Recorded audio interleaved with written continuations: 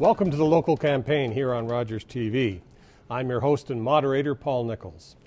This is a live debate or live to tape debate with interactivity here for the riding of Newmarket-Aurora.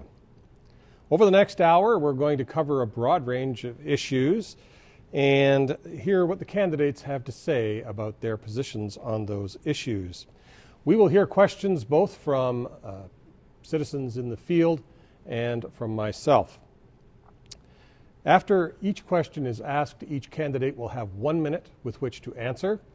We will then enter into an open discussion forum where anybody can weigh in and anybody can say what they need to say or need to get off their chest. And then after the open session, we will move on to the next question.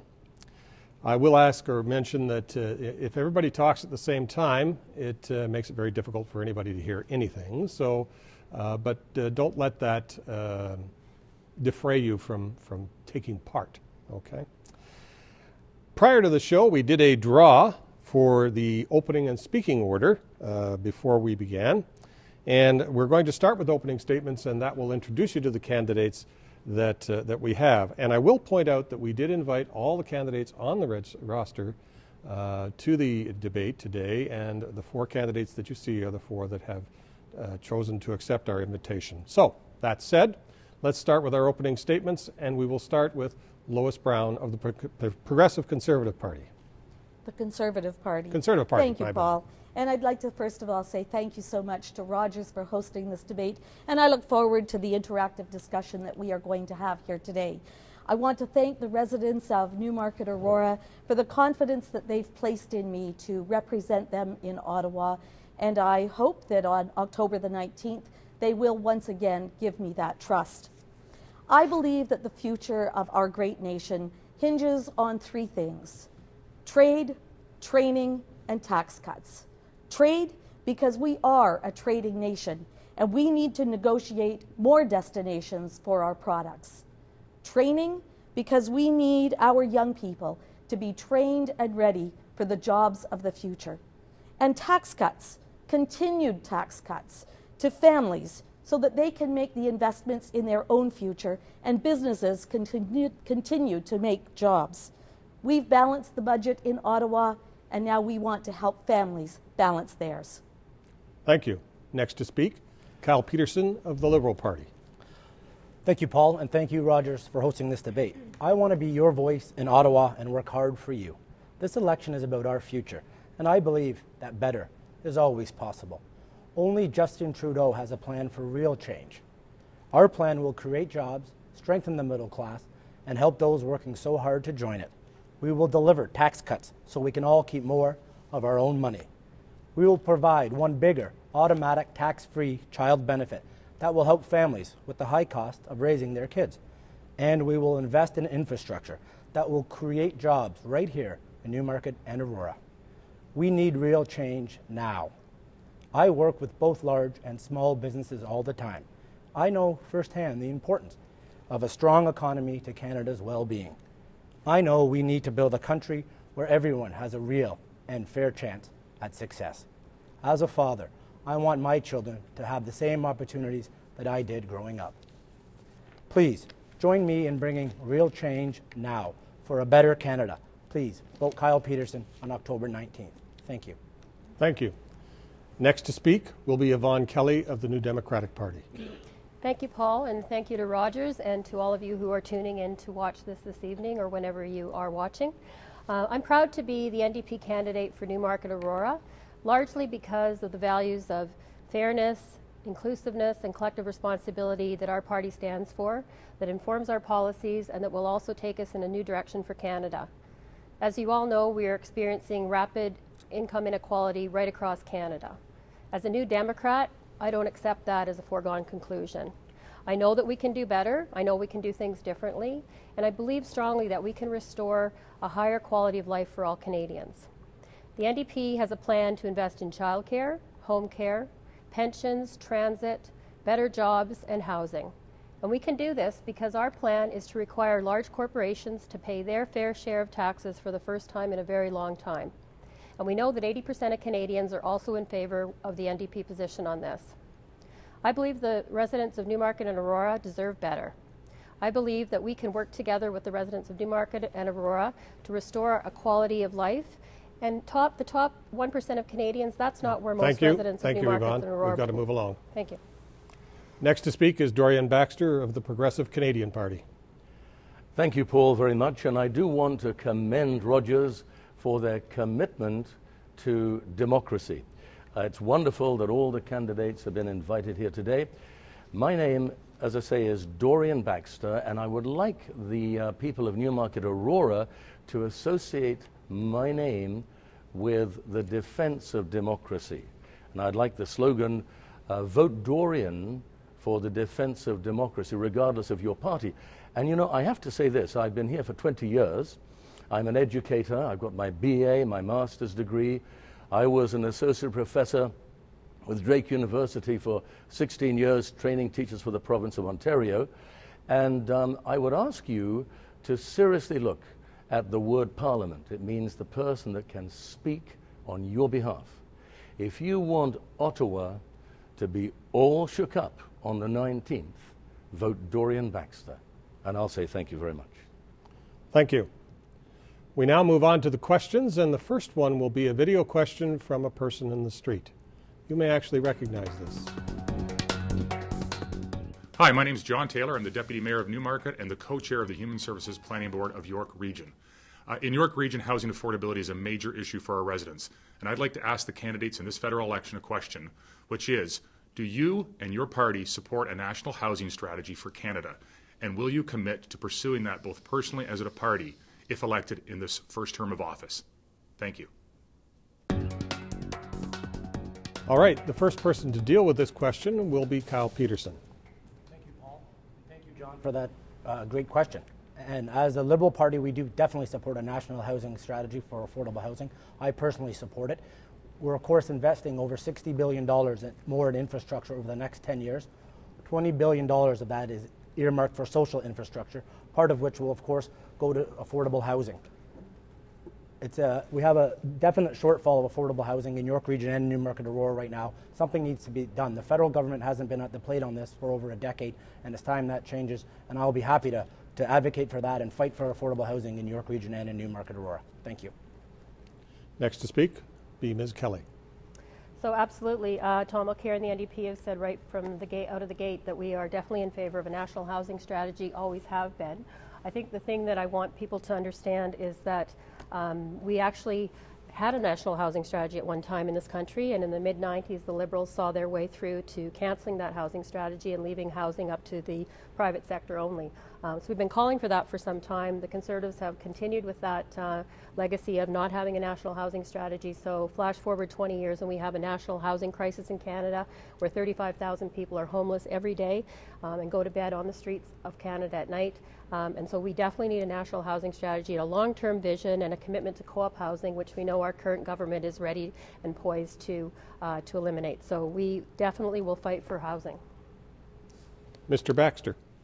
Thank you. Yes, I represent the Progressive Canadian Party. Our leader is the Honourable Sinclair Stevens, and he, of course, was in the cabinet with Prime Minister Joe Clark.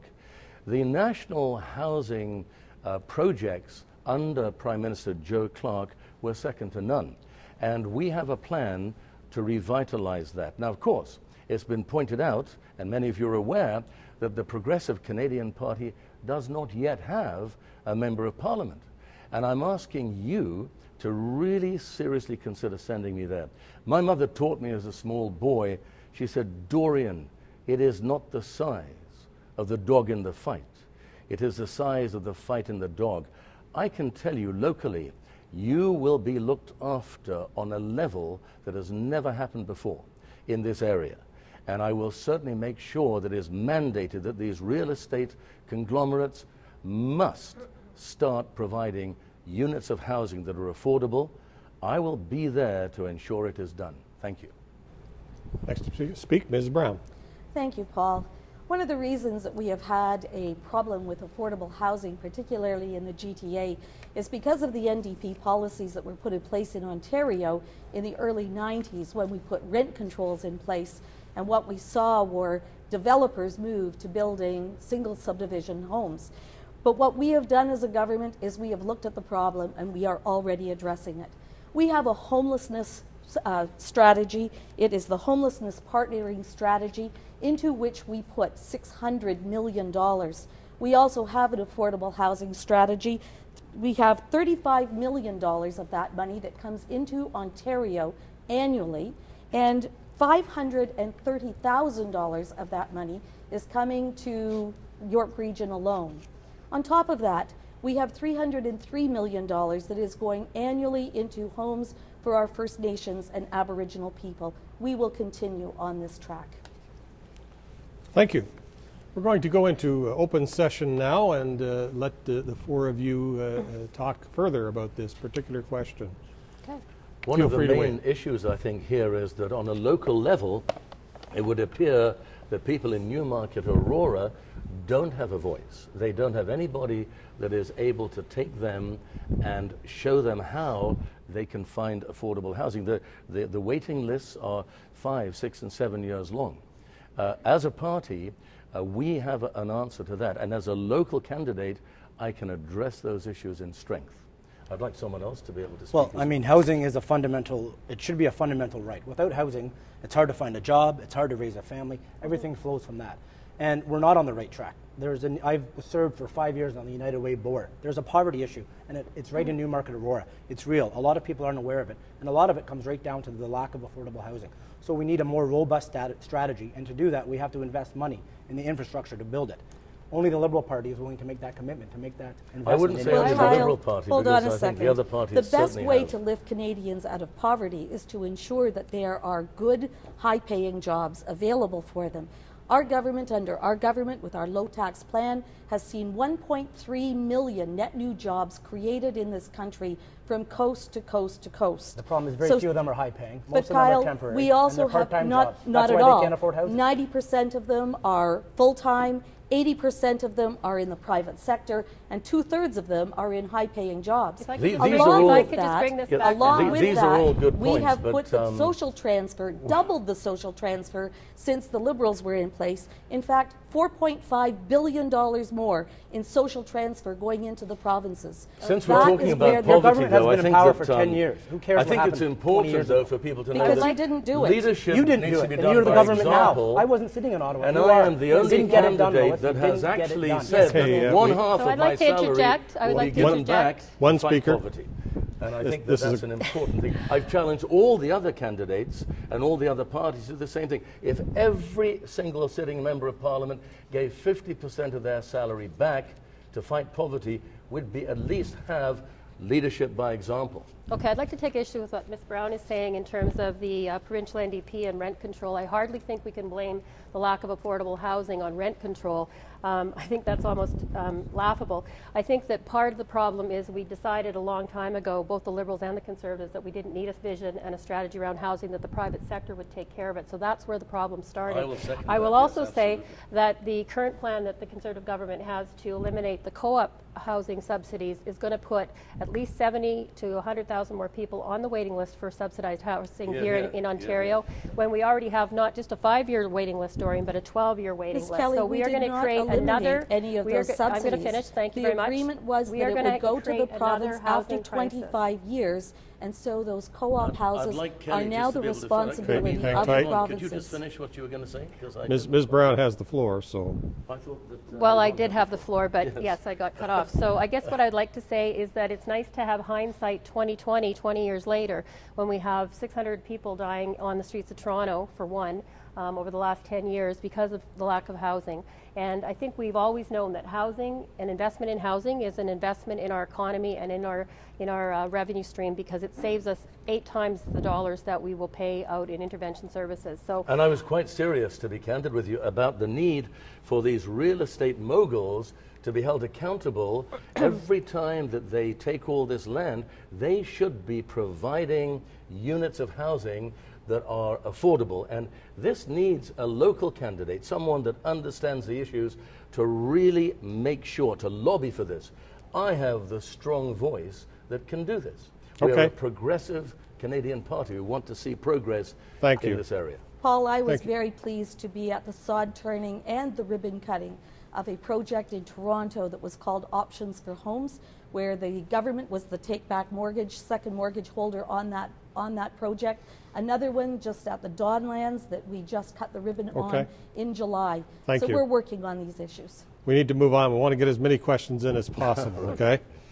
Next is going to be from me, and it's regarding families and child benefits. When asked what worries the average middle-class voter today, it's being able to provide for their families and afford their life without being cash-strapped. Outline what you feel is the most important initiative of your party to help middle-class families. Okay? We're going to start with Yvonne Kelly to deal with this question. Okay, and there's a number of different initiatives that we've introduced. One is a plan that's been on the books for 30 years since I moved to Ontario, which is a universal childcare plan, which would see us creating 1 million new childcare spaces and making those available for Canadian families at $15 a day. When this was brought into Quebec on a smaller scale, it allowed 70,000 women who wanted to work to return to work because they could afford childcare and also to contribute to the income of their family and improve the quality of life for their family. We also believe that good jobs are also the mainstay of families and their ability to afford a way of life that is a quality way of life. So we want to introduce the $15 minimum wage at the federal level, which will also hopefully incentivize higher quality and higher paying jobs at the provincial level, and work with industry to also create good paying jobs with benefits, not part-time precarious ones, which we've seen created under this current government over the last 10 years. Thank you. Mr. Baxter? Yes, thank you, Paul. We, as the Progressive Canadian Party, share many, if not all, of the NDP concerns that you've just heard so articulately put together by Yvonne. The differential with us is that we are really anxious. We have the two wings. We're socially progressive, so we want all of the daycare stuff, single mothers looked after. We want to look after the middle class in every vicissitude possible. And our right wing, however, dictates to us that we are to be fiscally conservative. So where we part company with the NDP and the Liberals, perhaps, and of course the Conservative Party, is we feel that these areas need to be tackled at the level of cause, not at the level of symptom. And so consequently, without a shadow of doubt, we would be moving forward to make absolutely certain that the middle class would be in a much better position by virtue of attacking the causes that have led us to this particular situation. Thank you. Thank you. Ms. Brown? Thank you, Paul. Helping families has been one of our prime objectives from Ottawa. As we've said, we've balanced the budget in Ottawa.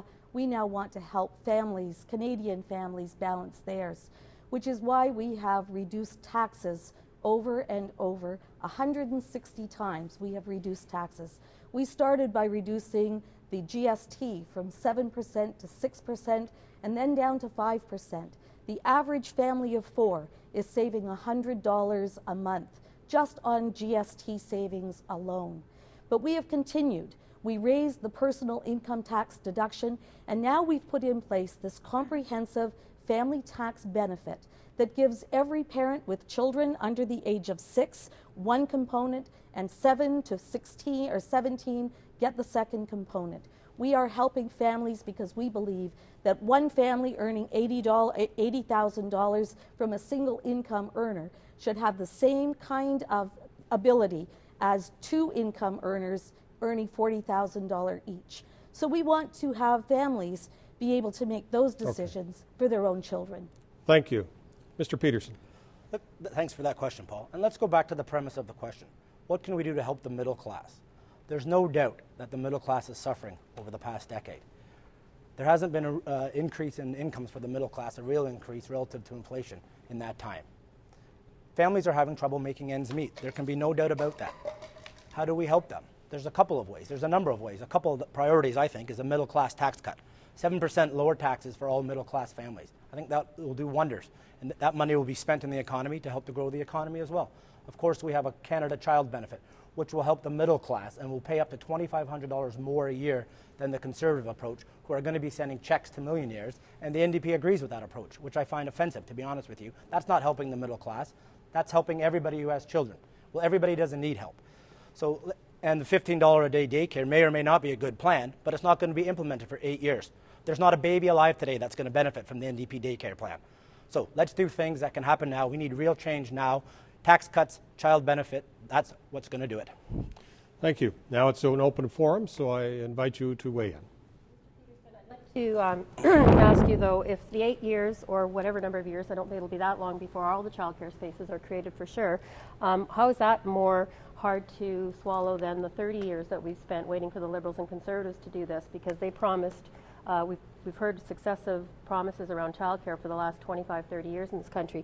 The other thing I'd like to... Let me be clear right off the bat. We had a national daycare plan that was killed by the NDP. That's why we don't have a national daycare plan right now. I don't think so. So I find it rich that the NDP talks about how important daycare is, yet they voted against it. If it wasn't for the NDP party voting against the national daycare plan, defeating the Paul Martin government in 2005, we would all have national universal daycare right now. Plan. Universal daycare, absolutely. And Kyoto and the Kelowna Accord. NDP killed all three. That's their holy trinity. I'd like to just step in and say that these are all symptoms of a cause. The cause is lack of proper employment, lack of opportunity for our young people. I have two daughters that came out of university with astronomical debt to OSAP. We need to create jobs, and how do we do that? Our party has got a plan to make use of the 57 English-speaking countries in what is the British Commonwealth, and the 17 countries that are part of the Francophonie Commonwealth. I don't know why the Harper regime is not doing that.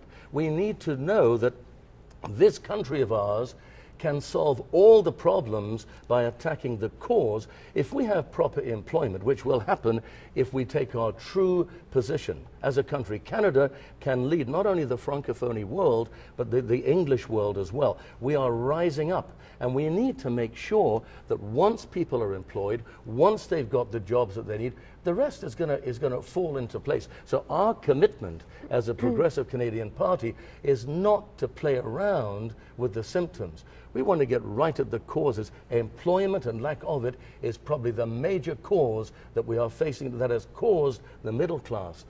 And I'm taking too much time. Would somebody else? Well, like Mr. Baxter, I will follow up with that and say, indeed, we have open trade agreements that are creating jobs, good jobs in this country. When our government took office in 2006, there were only 5 free trade agreements that Canada had signed. Now we have 38. We have 38 good agreements. We have the CETA agreement, the Canada-Europe trade agreent, which is on the table. It is, but Mr. Peterson, it is currently being put into 26 different languages, where it will have to go through those legislatures. And that is the agreement. It'll have another 2-year program. But that is going to open Canadian products to another 800 million consumers. 1 in every 5 Lois, jobs. this should have been done Mr. a long Baxter, time ago. And I want to tell you right now, really, the problem we face is, can you imagine, it's a trade deficit. Mr. No, it's Harper, not. He has done not at all. He has done nothing at all to prevent those ships from China going back with our produce. It is absolutely ridiculous. We need to tighten up our laws. We need to make sure that Canadian companies are getting equal time. I am tired of watching Canada suffer under what I call an impotent approach by Prime Minister Harper. He needs to understand that free trade, in fact, needs to start working. He is not making it work. Mr. Baxter, 38 agreements that we have signed. 38 agreements that we have 50 months in a row of trade deficit. 50 months in a row of trade deficit. How do you answer to that? Mr. Harper is selling out dairy farmers. He is selling out all farmers across Canada. He's even about to sell out auto workers here in Newmarket-Aurora. What are you going to do for auto workers under the TPP? Are you going to stand up for the thousands of jobs in Newmarket-Aurora? The TPP is still under negotiation. The Sherpas are still working on that. But I'd like to hear an answer to Minister Fast let's let Ms. Brown answer the question. I know, but the trade deficit is what we'd like to hear. Please. How come, for all that low, how come, Mr. Baxter, 1 in every 5 jobs in Canada is based on trade, and 60% of our GDP is based on trade. We are a trading nation, and the more opportunity that we have to see our products get into the hands of other consumers, the better off all Canadians are going to be. We agree, but you're not getting that done. We started this discussion by talking about jobs and opportunity for the middle class and for families. We have seen the real income of middle class rise. That's a UN report. That's not my report. That's the UN report. And we are going to continue to put money back into the hands of Canadian families. I would like to say that it's very choice of the Conservative Party to pick and choose which UN reports that they like to put forward, because the UN report on food security, food insecurity and poverty in this country is abominable in terms of what it says about our record in terms of Ms. Kelly, absolutely not. Actually, we have raised... Time. We're moving on. We're almost halfway down the show. We've only got 2 questions. So now we're going on to question number 3, and that will be from the tape there. So you've watched the TV, and for our viewers, it'll be on the screen for you. Hi, my name is Michael, and I work in the financial industry. My question for the candidates is, how does your party plan to fund government initiatives, and what would the impact be at both an individual and a corporate level? First to deal with this will be Mr. Baxter. Yes, and I think it comes right back to when we're dealing with the financial initiatives. Again, the Honourable Sinclair Stevens has worked out an amazing plan. We have 7 pillars in our plan. And the fact of the matter is, the number 1 pillar is to start getting rid of what Kyle Peterson pointed out is a horrendous 50-month trade deficit. No matter what anybody says, the statistics speak for themselves. The facts are there. And so our whole purpose would be, and I know I'd only be 1 member, but at least if I was in Parliament, I would be able to lobby for these things. And I am a very strong voice. What I would lobby for is these initiatives that would bring the kind of equitable trade to this nation that we've been lacking, as was pointed out, for over 50 months. And the way to do that is to realize the potential this nation has, not just with the old British Commonwealth of Nations, but the Francophone Commonwealth of Nations. Thank you. Thank you. Ms. Brown. Well, thank you, Paul, and what a great question. You know, Canada, under the Conservative government, has put in place the longest and largest infrastructure program that this country has ever seen. $80 billion going into infrastructure over the next decade.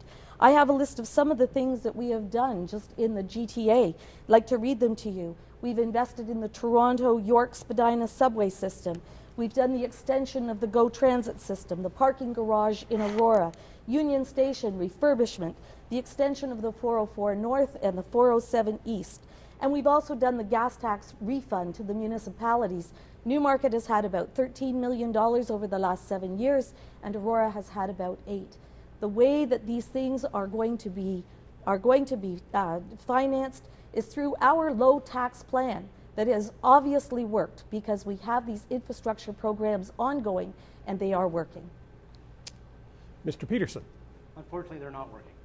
The Federation of Canadian Municipalities indicates there's a $100 billion infrastructure deficit. So they're not working. Okay, we need to invest in infrastructure, significant investments in infrastructure, not $1 million here and $1 million there to show up for a photo op.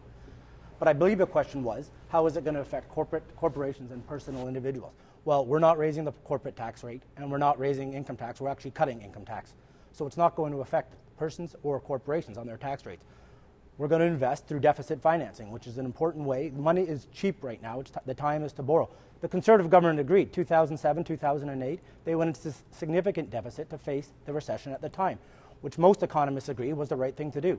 Well, our economy is struggling almost as much now as it was then. So it's also the right thing to do now, and that's how we're going to do it. It's going to create jobs and grow the middle class. And I think that's the best approach to take, and it's not going to raise taxes. It's actually going to cut taxes. Thank you. Thank you. Next to speak is Ms. Kelly. I would agree that our infrastructure is suffering, and a large part of that has to do with not just financing and the lack thereof, but the lack of federal leadership of this government in the last 10 years. when you have a Prime Minister that refuses to meet with mayors and premiers, it's pretty hard to get the job done on the ground. I also would say, like I said in the beginning statement, that we will raise corporate tax rate by 2% because it's still going to be the lowest in the developed world and lower than our neighboring partner, the U.S. And we'll do this because we believe it's the right thing to do, and because corporations and CEO tax loopholes are actually a version of corporate welfare that is robbing Canadians of the services that they need. And I think we're also going to structure growth in the local economy so that will allow us to invest in communities by lowering the business tax rate on small businesses, which provide 78 to 80% of the jobs in this country. So we need to invest in those small businesses and in communities and take money from places that we're not seeing it being used to invest back in our country, like corporations. Thank you. Now it's open forum. Ms. Kelly, you seem to have the idea that corporations are nameless, faceless entities. Those corporations are owned by people who are shareholders. Anybody who has mutual funds or people who live off dividend income, people who live off their pension incomes, all of those pensions, mutual funds are all invested in corporations. When you raise corporate taxes, it means that there is less money available for the people who are actually looking to grow their investments, because corporations can only pay those dividends out in after-tax dollars. So when you say that you are going to be investing in infrastructure and you are going to raise corporate dollars, you are directly taking that money out of the hands of average Canadians. I have to defend that position very strongly because, and this is the position that was given by Yvonne just now, the fact of the matter is we have a federal government today, Lois, and without evasion, equivocation, or mental reservation of any kind, I can tell you this government panders to the rich. And what we've got to do is we've got to have some balance here. We've got to recognize that no more can we continue to let the rich get richer and the poor get poorer. We've got to get that middle class back. The way to do that, and I have to throw, we are 100% behind the NDP as the progressive Canadian Party in terms of raising. It's not a lot. It's 2%. It'll make a big difference. And it's high time that the Harper regime realize that. Mr. Baxter. This government is the sole cause of the kind of trade deficit we're facing today and the disappearance of the middle class, and it's got to be stopped. Mr. Baxter, you talk about the middle class, and you keep talking about how we have taken away from the middle class. I want to read you a little snippet from a third party. Why read it? Why don't you tell us? You shouldn't have to read it. You should know it. This is a third-party endorsement for the tax-free savings accounts. We want to hear what you've got to say. We don't want to hear what you're going to read us. Let me read you what the third-party endorsement said. Introduced in 2008, tax-free savings accounts have proven to be extremely popular with Canadians, with more than 11 million accounts opened and with 60% of individuals who have contributed the maximum amount having an annual income of less than $60,000. It's clear that tax-free savings accounts are used by Canadians from all walks of life. You know, as was said by Kyle earlier, though, you've got to understand that that is minuscule compared to this is like, focusing on the fact that the dog has fleas instead of rabies. I mean, the fact of the matter is we've got to deal with a very serious issue, the disappearance of the backbone of this nation, and that is, in fact, the middle class. And I know Kyle had something to say as well. Well, I agree. The middle class is the backbone. And I don't think, I tend to disagree with the NDP and Dorian here, I don't think corporate tax raises are the way to go. I think now is the time to get money, to invest. Deficit financing is the way to do it. The corporate tax rate needs to stay where it is. We need to remain competitive. It's a competitive world out there. All corporations in Canada pay not only the federal rate, but their host provincial rate as well. So you say this is still going to be the lowest rate, but you got to combine it with the provincial rate as well to get the real rate. And you can still compare that to the U.S. rate. It's still lower. But I don't think corporations' tax rate should raise. Mr. Peterson, there is balanced budget legislation enacted in Ottawa. Are you telling the constituents of Newmarket-Aurora that you are going to go against that legislation? That legislation is probably the biggest gimmick I've seen in about 5 years. Yeah. I've been in politics. It is, okay. Lois, and you know it is. And you're saying it because Stephen Harper's telling you to say that. We have a surplus. They're gimmicks. I'd just like to move on. For the first time in 9 years. I'd like to move on. Where was your balanced budget legislation in 2007? Okay. Where was the balanced budget legislation in 2008? Because you wanted more stimulus Where was the funding. What, You wanted 2009, more stimulus 2011. 2012, 2013. Where was the I gimmick came up here without a legislation gavel. at? I'll tell you where it was. What was wrong with me? I should have brought mine. I should have brought you my know. gavel. And next time. This next question, I think you really want to get your teeth into, and that's why I want to push us along, okay? This is regarding riding issues. Talk about the unique issues facing your particular riding, in this case Newmarket-Aurora, and what plans you have to address them. Please, in particular, include how your voice specifically will be heard in Parliament. Okay? So we start this with Ms. Brown. Well, thank you very much, Paul. And again, indeed, our government has looked at every constituency across the country and tried to be fair with all of the infrastructure dollars that have gone on. You know, one of the things that we look at is the report that came out on September the 2nd of this month that was the manufacturing sales report from Statistics Canada. And it said that manufacturing sales are at an all-time high. I'd like to talk about some of the companies that I have worked with in this riding. I look at Palcam, a company here in Newmarket-Aurora that is using brand new, efficient, energy-efficient machinery, state-of-the-art equipment that is going to reduce their energy requirements by 75% and eliminate all of their greenhouse gas emissions. We are going to continue to make those kinds of investments because we know, first of all, it's going to create good, well-paying jobs for our constituents, and I will continue to be that advocate to our government in Ottawa. Okay, thank you. Mr. Peterson. So I believe that the question was about what issues have you heard in Newmarket-Aurora and how will you advocate for them in Ottawa? Correct. Well, having knocked on thousands of doors since February, I've heard so many issues. The riding is very diverse. I think all my colleagues will agree that there's a number of issues. It's hard to find one common thread. But one thing I'm hearing a lot is that people are genuinely concerned for their future. And that can take many forms. They're worried about jobs for their children. They're worried about caring for aging parents. They're worried about their own pensions. They're worried about their living arrangements. There's a myriad of concerns that all people in Newmarket and Aurora have. And I think our policy and our platform addresses those on many levels. I also think the role of an MP should be the voice for its constituents, his or her constituents. Ms. Brown has never voted against Stephen Harper in 7 years in Ottawa. She's Stephen Harper's voice in Newmarket-Aurora. Well, I think an MP should be the people's voice in Ottawa, and I intend to be that, and I intend to be a strong voice, and I look forward to doing so after the election. Thank you. Thank you. Next, Ms. Kelly.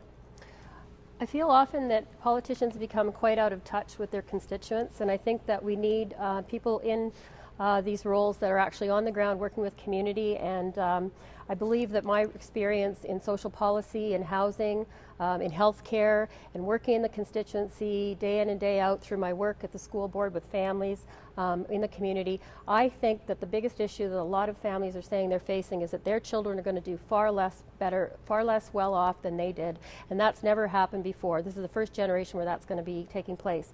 So along with growing jobs and looking at small business development and looking at green energy and green energy sector development, I think we need to look at innovation. We need to look at what's happening in our schools where we're trying to put our students into modern learning opportunities, and I would be looking at social entrepreneurship for our young people and growing those opportunities right here in York Region, in Newmarket-Aurora, where our youth unemployment rate is absolutely unacceptable. Thank you. Mr. Baxter. Yes, I'd like to start at the outset, Paul, and point out that, you know, the people of Newmarket-Aurora, if they will vote for my voice, will get a voice that will be very strong for local issues. For example, I want to see a huge increase in commuter trains. It can be done, and it's got to be done. More funding for our senior citizens to improve their retirement facilities, and I'm really shocked to see what the federal government has done to their pensions. And of course now raising the CPP to 67. This is unbelievable. We need to stand on guard for the rights of our seniors. They have woven the fabric of this nation. We need to stand on guard for their needs, guarding their pensions, guarding their health care. You see, the other thing that's very important is our veterans. Locally, I'm the past padre for the Newmarket veterans for 12 years, the padre currently for 15 years at the Legion, and I help local veterans. We need to also support federally funded university education locally and nationally. Thank you very much. Good. Thank you. Now it's open forum time, so feel free to weigh in, but remember, Kyle, we'd like to get more questions. Kyle, I would really like to correct the record, just so you know. If you take a look, first of all, at the NDP and the voting record of the NDP, they are all whipped all the time, and they never vote against Two Mr. wrongs Mulcair, don't make a right, Lois. ever. Two wrongs don't make a right. Well, I challenge you, Mr. Baxter, to take a look at the voting record of the Conservative Party. I also would like to say that under your leader, Justin Trudeau, you can't even have candidates run for nomination if they don't agree with your leader. So well, that's the you same have with to, Stephen you, Harper. you Be need honest. to check the record. That is the kettle calling the the pan record. burnt. Because Check the I will record. tell you, More this free country, votes. Lois, has never been closer to the brink of dictatorship than it is Mr. under Stephen Baxter. Harper. More And free you know votes it's in the true. House of Commons the than fact in of the matter past is, 5 decades. The fact of the More matter is, private members' bills this passed government is a in the government last of 5 shills. than Now, in the you last know what a shill is, and I've pulled the Hanson's records. The Honourable Sinclair Stevens has the Hanson records I've seen, and with the greatest of respect, I've seen how many times you've given your time for Newmarket-Aurora to, bless his heart, Jim Flaherty and others. This is not the way the Westminster model of parliamentary democracy was intended to work. Kyle touched on it. You are to choose the individual, not the party or the leader, the individual who has proven his or herself. I believe I'm that individual. I can stand strong. I don't have to worry about somebody whipping me into shape. I don't have to say, well, what is the party going to think? I want to do what is best for you. And believe me, I can do it. And I can assure you, Mr. Trudeau runs a more open and democratic party than Mr. Harper does. He doesn't even run an open and democratic government. So I can imagine what the party's like on the inside. Well, we have had accountable, transparent government. The first piece of legislation the Conservatives brought in was the Accountability Act. And the transparency of our government, all of our books are open. Why is it that the NDP and the Liberal candidates, or the MPs, are the ones who refuse to do disclosure of their expenses? We were the first party to do it online. No, Ms. Brown. all were, of you the know that. Conservative members Listen, of Parliament anybody can make laws. have done Anybody can proactive make disclosure. laws. Anyone can make laws. You and have you guys not, like to make gimmick laws. Your party has May I not make my point, disclosed. please? The real challenge is to follow the law. But you know, the has bottom not line, followed the the Accountability bottom line Act. is, Mr. Duffy, Mr. Wright, the bottom line Mr. is, Novak though, do not follow the that Accountability every Act. single member of Parliament to date, whether it be Liberal or NDP or Conservative, they are terrified to ever make a decision on their own. This will not happen with the Progressive Canadian Party. You know, I'll tell you right up front here, I'm a red Tory. They tried to kill us 12 years ago. We're still alive. I'm a blue Liberal. Hey, you've got 2 for the price of 1. I'm also greener than the Greens. Not only that, I've got to tell you, we are right alongside with the NDP, except for we want to deal with the causes of poverty and these problems, not the symptoms. So, you know, if you really want a change, vote for me, for the Progressive Canadian Party. And I said before, vote for Dorian in defense of democracy. And many of you know what that means. I have to give Ms. Brown credit for always coming out with the most, I guess, unbelievable statements. I mean, it's interesting that the Harper campaigned on the issue of accountability and transparency, and that was his you know, ace in the hole in terms of defeating the Liberals over the sponsorship scandal. But how can you sit here after the summer that we've all sat through and looked at the scandalous appointments and the hundreds of patronage appointments that have been made again even since June, because Mr. Harper fears that he may not be in power after October 19th. It's almost unbelievable. So you do have courage. I'm not quite sure what goes behind that, but I have to say I'm a little bit... I'd like to take it back, though, to what our original conversation was about, and it's about how we're going to work in this community. And I think we have to start to listen to local residents. And we know that we also have an awful lot of people that are on unemployment insurance, but that unemployment insurance has been drained. It's been cut back. The eligibility criteria is so much more difficult for people to collect, and the residency requirements. And that's happened both under the Liberal and Conservative government. I have to give you another rabbit hole to jump down, okay? So this has been really 5 good ones. Now I'd like to turn your attention, please, to the TV. This is a taped question. Hi, my name is Andrew Keys. I'm from Markham.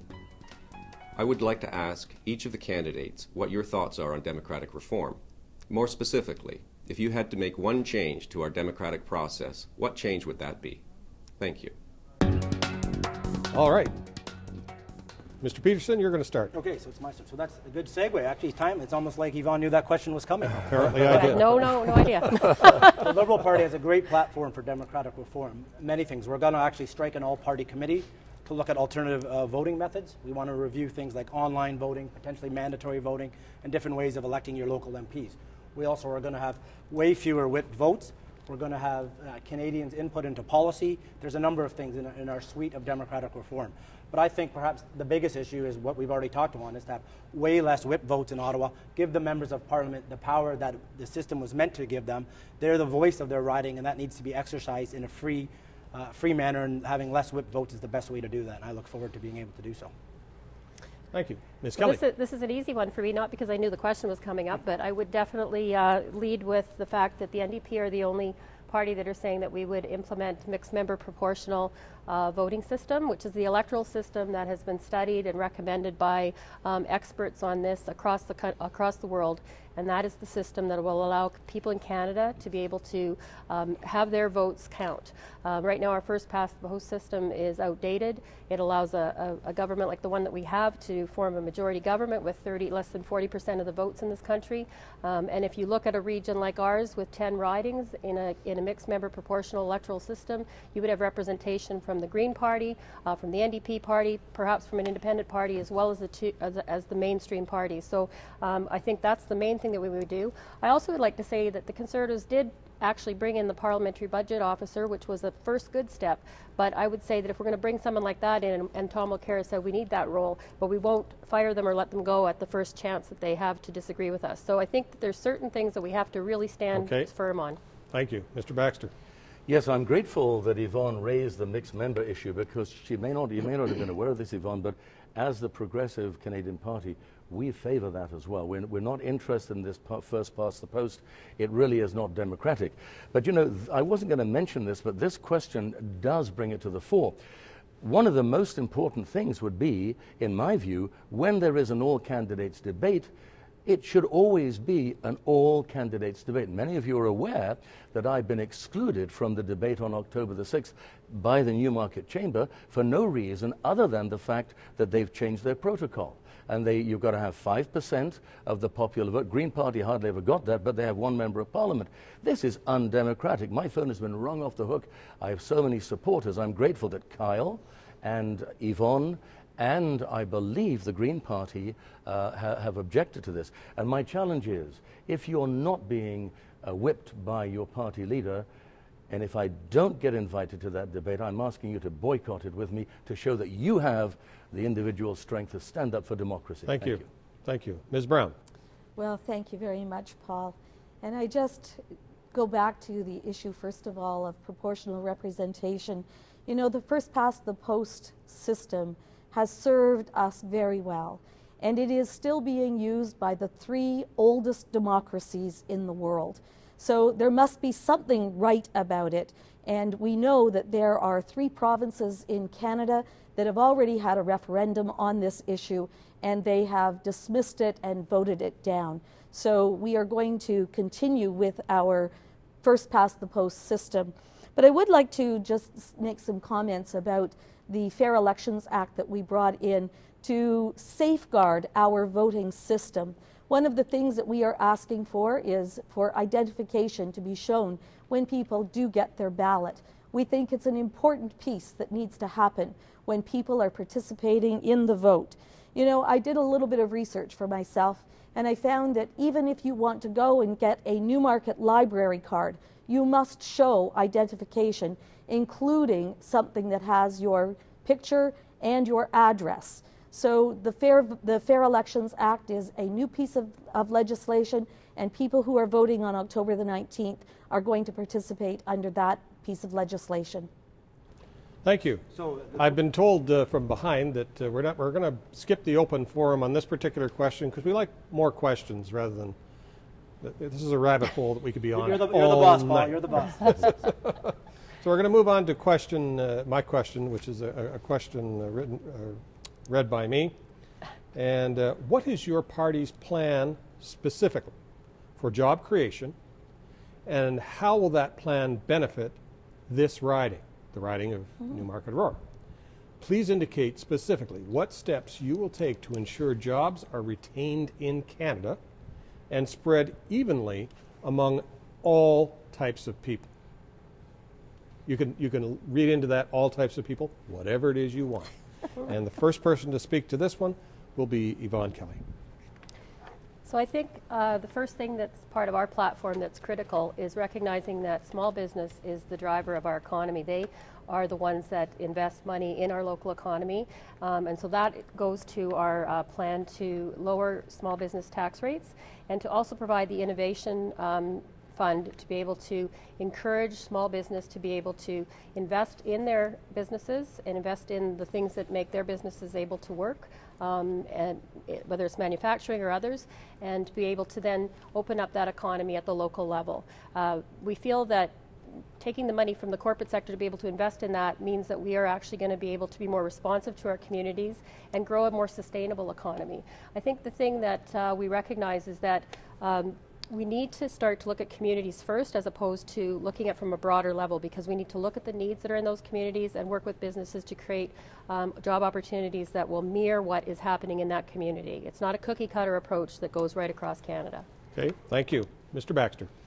If the Progressive Canadian Party would like to partner with the other two levels of government, municipal and provincial, and if there had been more of that in the last 5 years, we probably would not have had the phenomenal problems we're facing in Newmarket today with the construction and the delays and what have you. As a member of Parliament, I would make it my personal business to seek out those individuals in Newmarket that have lost their jobs because the three levels of government were not working together when we had some of this catastrophic development that is still making Newmarket into a lame duck municipality because of lack of insight. And so what I would say is this: as your member of federal parliament, I would get involved with provincial and local issues, particularly Newmarket-Aurora, to ensure jobs are stable and plenty. Thank you. Thank you. Ms. Brown. Well, thank you, Paul. I think that maybe Mr. Baxter needs to go back and read a little bit about the incredible benefits there are to living in Newmarket. We were actually named one of the top 10 best places to live in Canada, and we are going to strive as a community to continue with that record because we have an exceptional place to live. And this community in which I have lived nearly all my life, I grew up out near Kettleby. My mom was a nurse here at the hospital. So I have watched this community grow, and we have a very special place in which we live.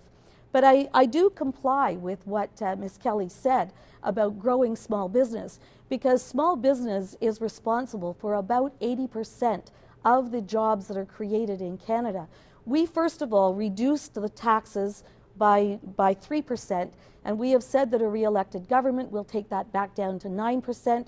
We have lowered payroll taxes because we know that those are the kinds of things that are job killing in any industry. So we will continue to work with that. We will continue our low tax plan.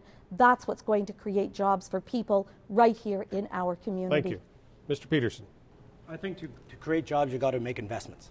And those investments can be in infrastructure, they can be in skills and training, they can be in re-education, but it all has to be investment. And by making these investments, you're saying we believe in our people.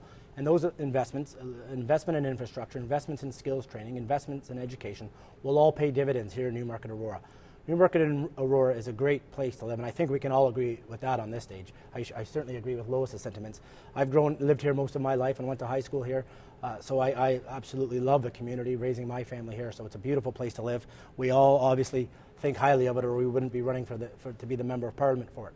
But there's things that can be improved, and I think part of it is having good paying local jobs and reducing commuter times, and to do that you also have to invest.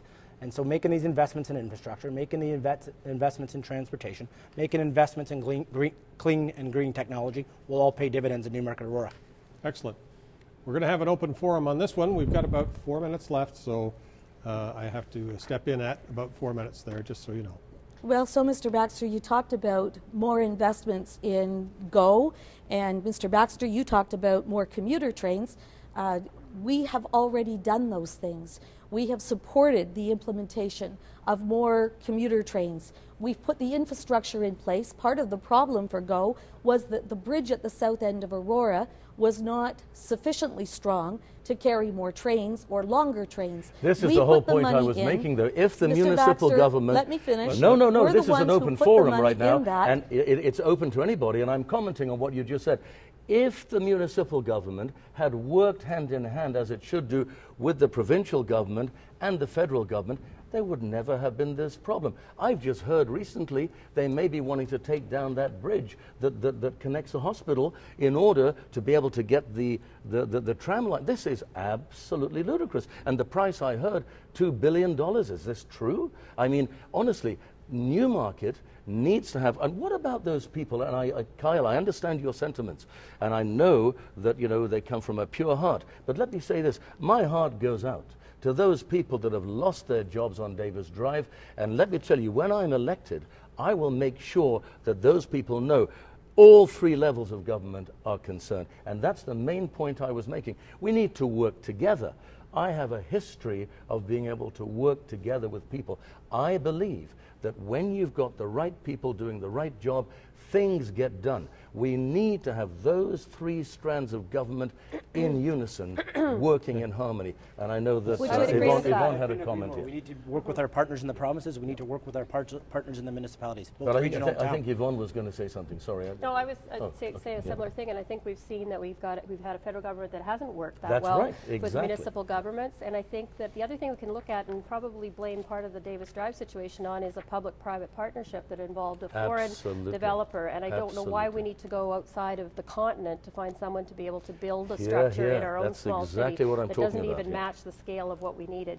And I think you see it taking longer and costing more. We're stepping into provincial and municipal issues at this point, it all ties together. And we are talking about municipal issues. We're talking about but it is the province and the municipality with the region who made that decision. Exactly what I'm saying. But we absolutely have worked with them. First of all, putting the gas tax fund in place allows municipalities to go directly to the Association of Municipalities of Ontario for their share of the tax fund. That money comes directly back to them on a per capita basis. They make the decisions then on what capital projects, what priorities they are going to take, and they do that in conjunction with the province. Both Kyle Mr. Baxter, and Yvonne pointed let me out. finish. No, why should I? This is an open forum. Let me finish. You don't have the floor. Let me tell you right now. Both Kyle and Yvonne have made it very, very clear. This government, more than any other government that we've ever had, has alienated the provincial leaders, has criticized them, has worked against them. We need a leader that is going to say, look, we're all in this together. Whatever happened to the family of provinces where we look out for each other? Stephen Harper has done more to divide the provinces than any other leader since Confederation. And we need to stand up and say enough is enough. We need to have the kind of government that is going to look very favorably on assisting the provinces and the municipalities. Well, I and not downloading all the costs that you take a look at the Prime Minister's schedule. 400 meetings. It's been a lot of fun. 400 meetings. It's been a lot of fun. And I'm sure the hour went by just like that. Yes, it did. Thank you very much. We are actually at the hour.